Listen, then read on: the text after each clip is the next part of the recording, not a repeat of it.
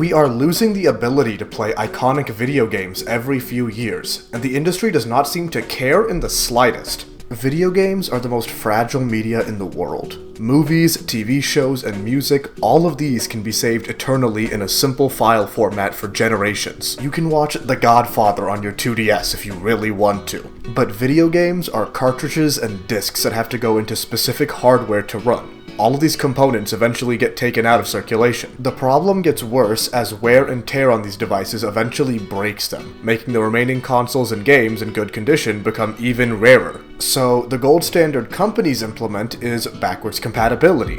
You don't have to worry about your library of childhood classics, the new hot product can play it all. This on paper is wonderful, but it has some serious drawbacks. Typically, it only goes back one generation. The PS5 can play PS4 games, and that's great, but it can't play PS3 games, and neither could the PS4. This means the PS3 library is effectively inaccessible for the modern audience, which means you can't play some amazing titles like Metal Gear 4 and the OG Infamous games. 2. Sometimes backwards compatibility isn't perfect. The original PS3 model had backwards compatibility, but that one was so goddamn expensive you could have saved money by just buying the old consoles. And when they made all the cheaper ones, you know, the ones people actually bought, they didn't have backwards compatibility. And 3, it's not consistent across companies. While Sony and Microsoft have been supporting a bit of their last generation, Nintendo is dead set on making their older games impossible to find without spending 5 times the price. Because you still have to buy the physical games that are no longer being produced, which can be a pain in the ass. Oh, you liked all the new Persona games? You want to try some of the older ones? That's only gonna run you back $400. Oh, but if you're lucky, you can catch one for $350. Act fast, people. You don't want to miss this budget bargain.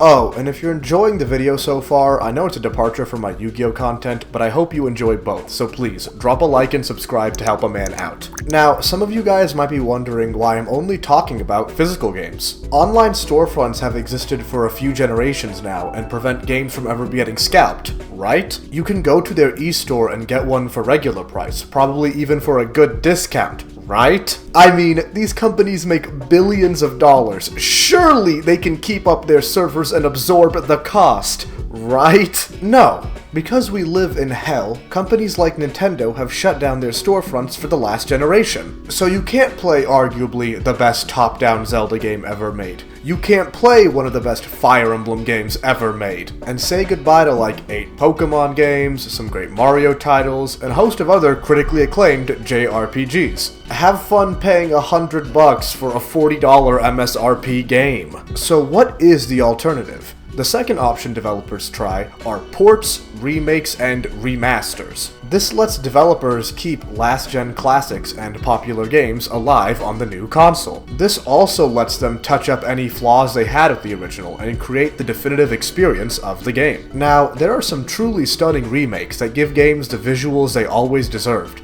But in practice, these can also be quite flawed. To start, you're at the mercy of the company to bring the game back. Paper Mario and the Thousand Year Door is getting a remake this year. That's cool, but it has been inaccessible to consumers for a long time now, and is being released at full price for a 20-year-old game, which leads into point 2. Sometimes the remakes or remasters are not worth the price at all. While some remakes will go above and beyond to use a new engine and rebuild every asset of the game from the ground up for an entirely fresh experience, these are mostly the exception. Most remakes or remasters will just upscale the textures, slap a 60 FPS patch on it, and call it a day for full price. Skyward Sword released on the Wii for $50, and the Switch version is literally a 720p 60 FPS patch for $60. But I guess there is some difference if you look deeply, but besides the double frame rate, it's really unimpressive. I remember back in the day when companies released older games, they had to do so in a collection or for cheaper than usual,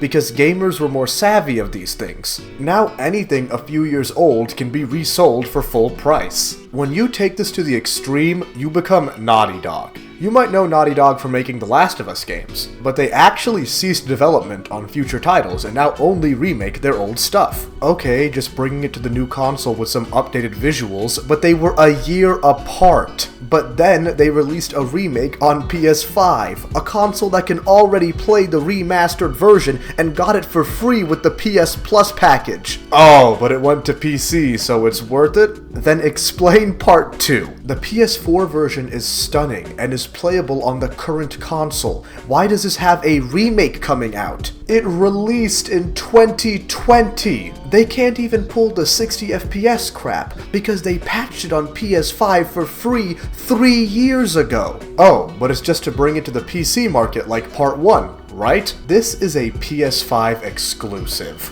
Watching the footage they released, I can't even tell which one is which. Naughty Dog has released more remakes than games in the last decade, yet this still isn't the worst offender. Sometimes remakes will just straight up ruin the game. Ask Silent Hill 2 fans how they feel about the remake looking like a Resident Evil clone. Oh my god, is he alright? Frank, are you alright?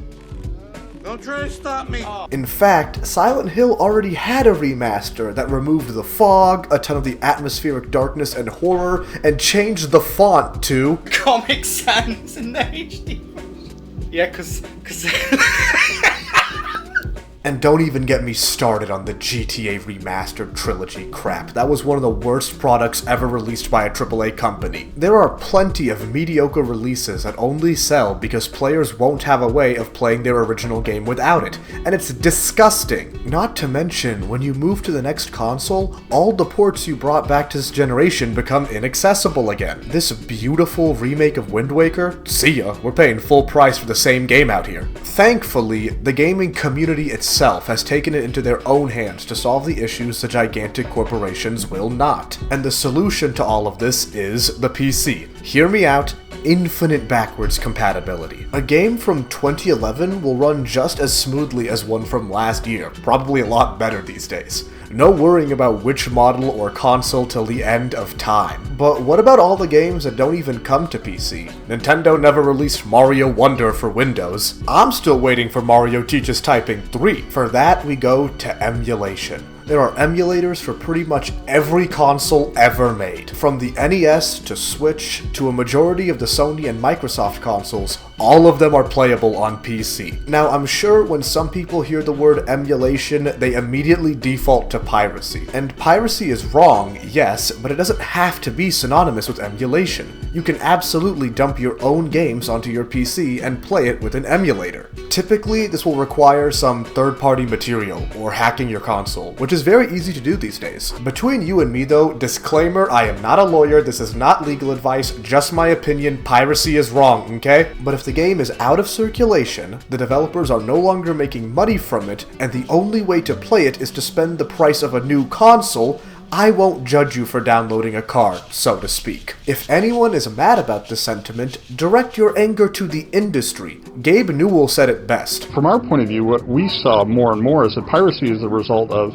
bad service on the part of game companies. Emulation doesn't even have to be PC only. I've seen some hacked consoles and even phones have the ability to emulate previous generations. Now, if you're more interested in PC gaming, I got a video right here that goes over everything you need to know. It's pretty good if I do say so myself. Another huge benefit to emulation is you can make your own remastered version of the game. 60 FPS mods, 4K upscaling, and texture packs can bring new life into your games without having to spend $70 on the same product. Emulation is the only way to preserve gaming for the long term. It might not be perfect, but we can't rely on the industry to do it for us. No matter which methods they bring, they all have their flaws. So go out there. Most older emulation doesn't even require a super strong PC. If you want to play some 3DS, GameCube, PS2, or even some Switch games, a Steam Deck can run them all. Get your games responsibly. Thank you all for watching. Like and subscribe, please. We're making great progress. See ya!